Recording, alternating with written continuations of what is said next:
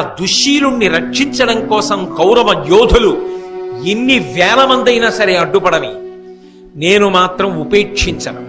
వాళ్ళ అండ చూసుకుని బ్రతికిపోతానని అనుకున్నాడా, విడిచిపెట్టే సమస్యే లేదు.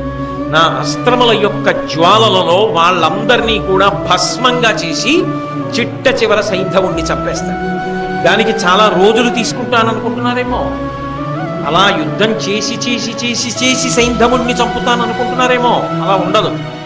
రేపు సూర్యాస్తమయం లోపల చంపేస్తాను. రేపు సూర్యాస్తమయం వేల్టికి నేను కాని సైంధవుణ్ణి సంహరించకపోతే, సూర్యాస్తమయం అయిపోయింది, సైంధవుడు బ్రతికున్నాడు, నేను పైన చెప్పిన 4 చెయ్యలేదు, నాకు ఎదురు నిలబడి బతికాడు అంటే సూర్యాస్తమయం అయిపోగానే అగ్నిని రగల్చి గాంధీవాన్ని చేత్తో పట్టుకుని అగ్నిలో ప్రవేశించి శరీరాన్ని వదిలిపెట్టేస్తాడు. గాంధీవాన్ని ఎందుకు, గాంధీవం పట్టుకుని అగ్నిలోకి ఎందుకు అంటే ఖాండవమాన దహనం చేసినప్పుడు ఆ అగ్నిహోత్రుడు ఇచ్చాడు గాంధీవాన్ని. అది తాను తేజోంశ సంభవుడు కాబట్టి ఇచ్చాడు. ఆ గాంధీవం మళ్ళీ అగ్నిహోత్రుడికి ఇచ్చి వెళ్ళిపోతాడు.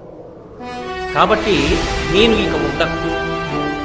ఇటువంటి ఘోరమైనటువంటి ప్రతిజ్ఞ చేసేశాడు. ఇది ఇహమునందు ప్రమాదం, పరమునందు ప్రమాదం. ఇంత భయంకరమైనటువంటి ప్రతిజ్ఞ చేసేశాడు. ఇప్పుడు మీరు ఒకటి ఆలోచించండి. ఈ ప్రతిజ్ఞ చేశాడు కదా, ఈ ప్రతిజ్ఞలో అర్జునుడికి సౌలభ్యమా, కౌరవులకు సౌలభ్యమా? కౌరవులకే సౌలభ్యం.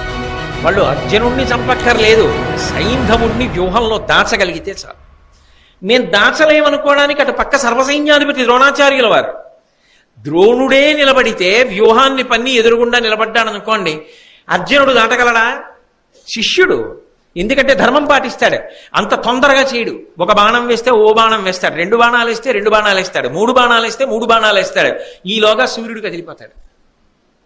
అక్కడ సమయం దాటిపోతుంటే అయిపోయిందంతే. సూర్యాస్తమయం అయిపోయింది అనుకోండి. పోనీ ద్రోణుడు వ్యూహరచన నైపుణ్యం లేనివాడా?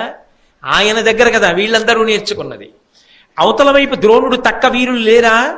అశ్వత్థామ ఉన్నాడు, బాహ్లికుడు ఉన్నాడు, శకుని ఉన్నాడు, శల్యుడు ఉన్నాడు, ఆ పైన ఇతరమైనటువంటి వీరులు అశ్వత్థామ ఉన్నాడు, కృపాచార్యుల వారు ఉన్నారు, కృతవర్మ ఉన్నాడు.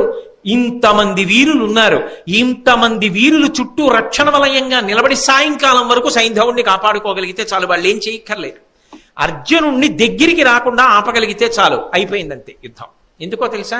అర్జునుడు చనిపోతాడు. అర్జునుడు చనిపోయాడు అనుకోండి, ఇంకేం యుద్ధం? అర్జునుడు లేకుండా కృష్ణుడు ఒక క్షణం బ్రతకడు.